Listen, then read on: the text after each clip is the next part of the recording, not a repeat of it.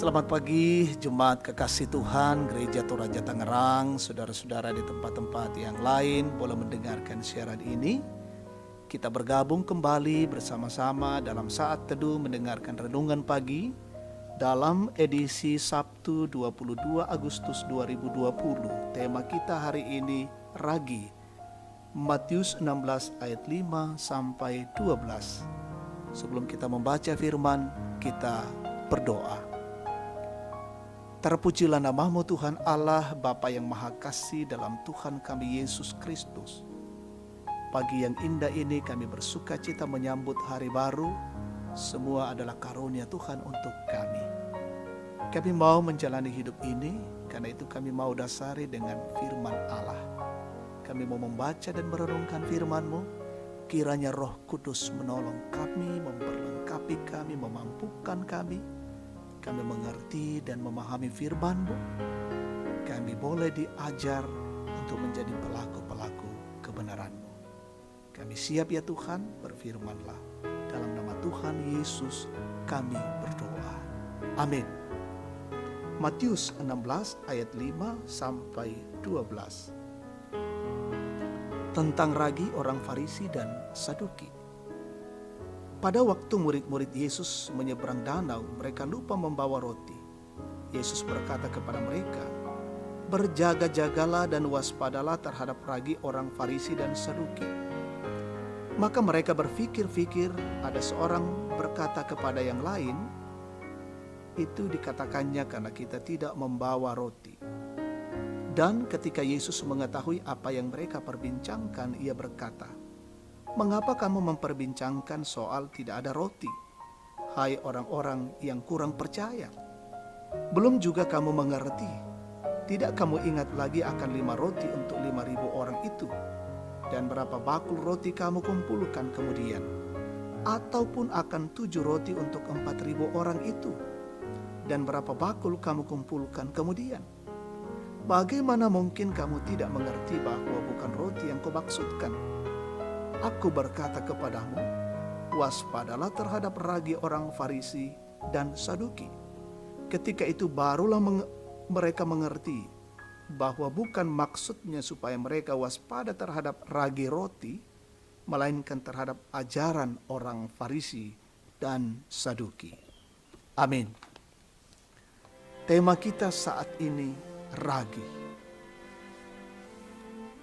Saudara-saudara yang Tuhan kasihi, pada umumnya ragi berfungsi sebagai pengembang adonan dalam membuat kue atau roti. Ragi juga membantu terbentuknya aroma dan rasa selama proses fermentasi pembuatan roti dan kue. Pada kalangan orang-orang Yahudi, kata ragi menyimbolkan sesuatu yang jahat, korup, dan merusak. Ragi orang Farisi adalah formalitas agama dan kemunafikan yang dibungkus dalam kesalehan. Sedangkan ragi orang Saduki yaitu skeptisisme, rasionalisme, dan anti kebangkitan orang mati. Sebagaimana ragi berfungsi untuk meresap, membaur, dan menguasai adonan agar dapat berkembang, demikian halnya dengan sikap dan tindakan kaum Farisi dan Saduki di dalam mengajar. Sikap hidup mereka dapat membahayakan perkembangan umat milik Tuhan di dalam menerima pengajaran Allah yang disampaikan oleh Tuhan Yesus. Ajaran mereka ibarat virus mematikan.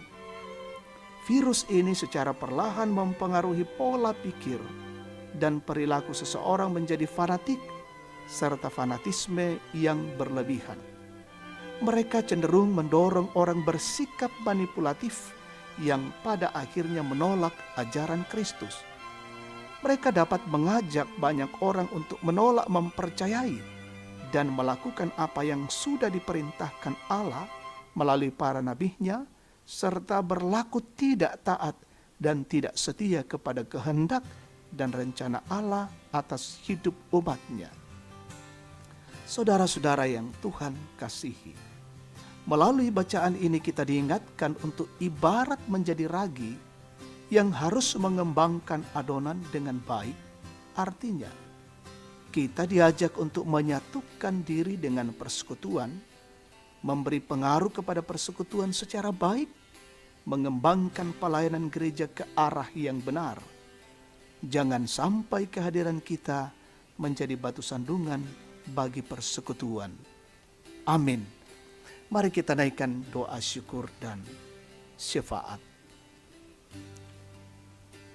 Dengan kasih dan anugerah-Mu Tuhan, sungguh kami menikmati saat teduh mendengarkan renungan pagi hari ini. Firman-Mu luar biasa mengingatkan kami bagaimana kami menjadi